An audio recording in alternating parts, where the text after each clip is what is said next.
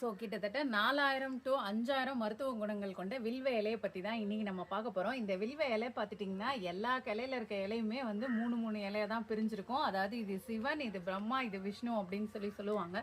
இந்த வில்வ இலையோட கொழுந்தை வந்து டெய்லியுமே நீங்கள் எடுத்துக்கலாம். இது வந்து எதுக்கெல்லாம் உதவுது அப்படின்னா கருப்பையோட அந்த பை வளர்ச்சியை வந்து மேம்படுத்த உதவுது. கருப்பையில் வந்து எந்தவித கட்டிகளும் இல்லாமல் இருக்க உதவுது. இது வந்து பெண்கள் வந்து காலையில் எந்திரிச்சோனையும் வெறும் வயிற்றுல நீங்கள் இது ஒரு கஷாயம் மாதிரி காய்ச்சி குடிக்கலாம். அது மட்டும் இல்லாமல் மஞ்சள் காமாலையை கட்டுப்படுத்துறதுக்கும் உதவுது.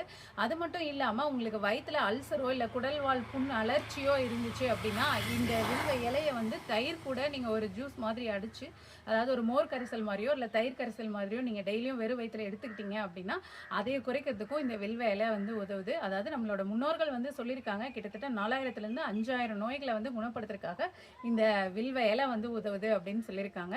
உங்களுக்கு தேவையானவங்க இந்த மாதிரி வில்வ இலை எங்கே கிடைச்சாலும் விடாதீங்க. தயவு செஞ்சு அதோட பயன்களை வந்து உபயோகிச்சுக்கோங்க.